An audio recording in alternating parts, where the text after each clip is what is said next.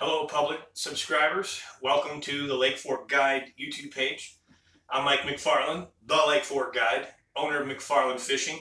I'm your host of the Lake Fork Rundowns. We are in the McFarland's Corner studio right now, and we got some pretty good information for you. The outlook is looking good for Lake Fork bass fishing. I also have some crappie fishing information I'm going to share.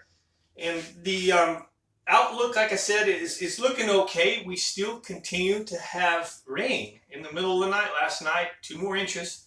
Sunday, we had 1.75 inches. We're still fighting this flooding situation all across the Midwest, as a matter of fact, but it's almost over.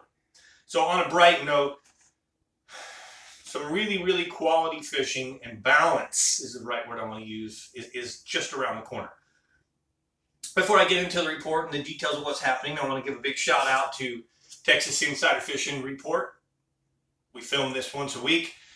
6 captains, 3 coastal, 3 intercoastal, cover all there is to know about Texas. Upper fresh region, middle fresh region, lower fresh region, and then the 3 coastal guides. So Texas Insider Fishing Report, big sponsor, big support for our show here. J. Hodge Chevrolet.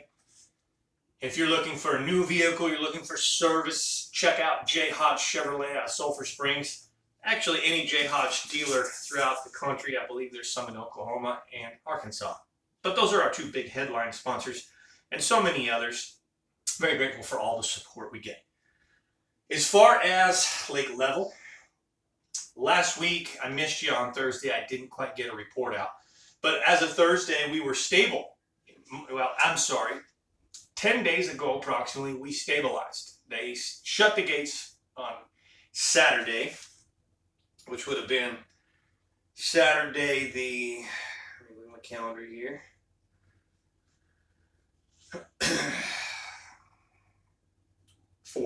Saturday the 4th, they closed the gates. And I'm telling you, by the 6th, a week ago Monday, fishing was firing off. There was fish shallow. There were fish, frogs and shad spawned high patterns.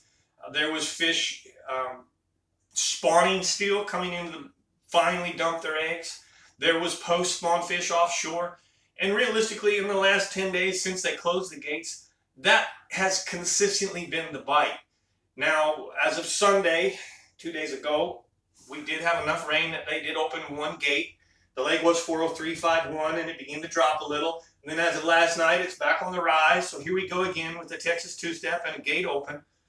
And look, there is 100% proof that the gate open messes up the fishing on Lake Fork. We've experienced it. We have enough things that have happened to prove it. And the biggest proof is once the gates closed, you couldn't have waited 24 hours and the fishing fired off. Had a nice message from one of our subscribers that put, awesome stuff, Mike. Here's a report. I'm on a private lake 10 miles south of Lake Fork having the same issues with the water flowing up and out last month. The big rain was traumatic here and I couldn't buy a bite from my own private pond. The lake quit flowing out Tuesday, Wednesday. By Thursday, Friday, Saturday, the lake fired off.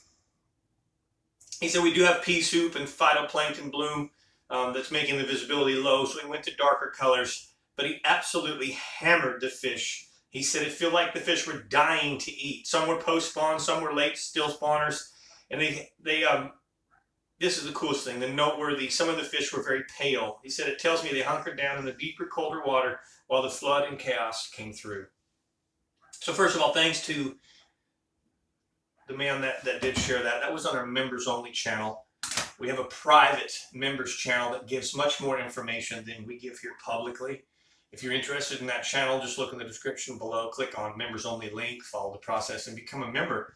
We do share a lot more information, and we share information of multiple other lakes around the area. I have 6 other guides that share Possum Kingdom, Lake Lavon, Ray Hubbard, O.H. Ivy, Boise D'Arc, that's what I call it, Boise D'Arc, Bodark Lake, Lake Athens, Tawakoni, Lake Welsh, and more. So that's the members only channel, and that gentleman did send that in through the members, so you won't see that on public post, but it's very unique. The reason I shared that is I want to reinforce that when the gates are open on Lake Fork, you're going to grind. You can catch fish. Are you going to have a full-on slaughter? Is it going to be on fire? I've never seen it. In 10 years, I've never seen it on fire with the gates open. I take that back. There was several years back where the gates were open consistently. They weren't opening, closing, opening, closing, opening, closing. They were consistently open for about 6 straight weeks.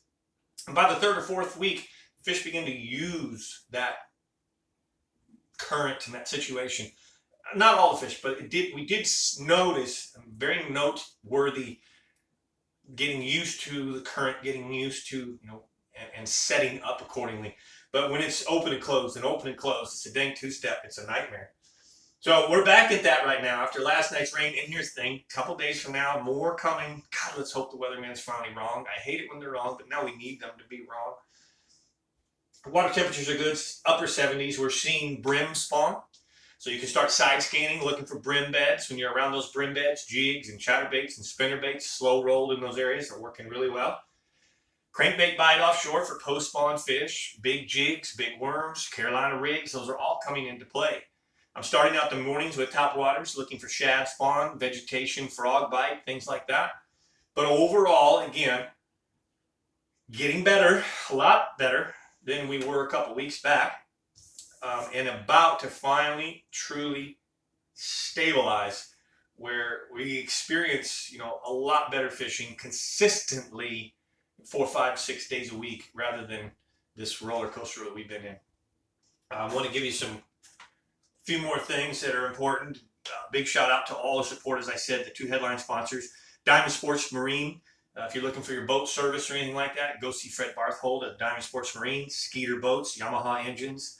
Abu Garcia, Berkeley Lures, Power Pole, Bajío Sunglasses, Bass Assassin Lures, Tight Lines, UV, Lake Fork Trophy Lures, Impact Lures, Real Time Rods Magic Reaction, Go Fish Lures, Steve's Custom Prop Shop, Lake Fork Marina Motel, the Original Rod Socks, The Sign Shop, Burning Stump Lodge, Lake Fork Resort and Tackle Store, Murphy's Law Sport Fishing, Jamie's Restaurant Omada Pie, Cactus Creek Outdoors AZ, Tackle Co-op, Jamie's Jacked Up Designs, Lucas Oil, Protect the Harvest.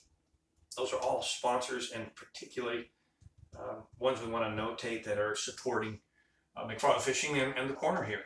So big shout out to them. Now let's give you a little bit of crappie information. If you're a crappie fisherman, this guy right here, Jackie Wiggins, is awesome.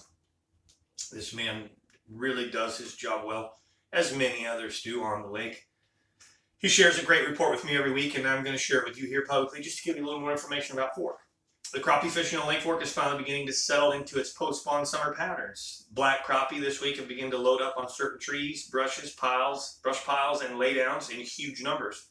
White crappie should also be loading up in their post-spawn patterns over the next few weeks.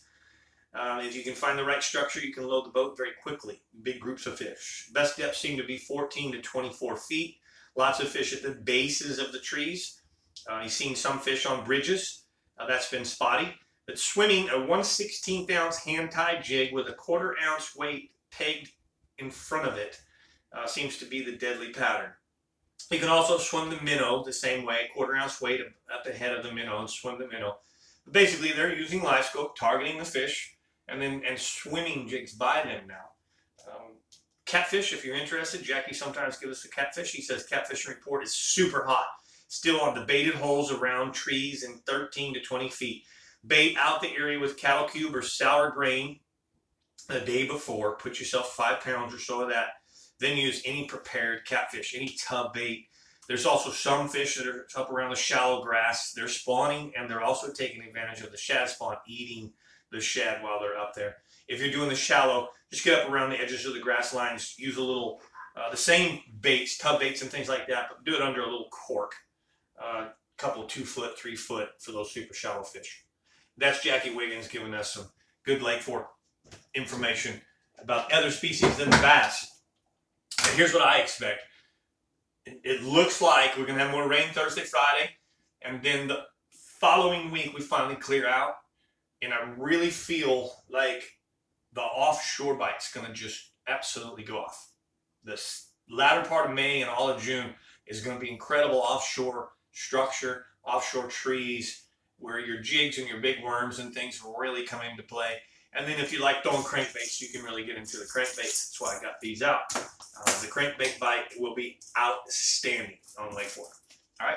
Once again, I want to thank you guys. Hit the like button if you found this good. Comment below. And if you want more information, more detailed information, locations, colors, techniques that are currently the hottest ticket on the lake, then you need to subscribe to my members only channel. As I said, look in the description below. Click on the link. Follow the process.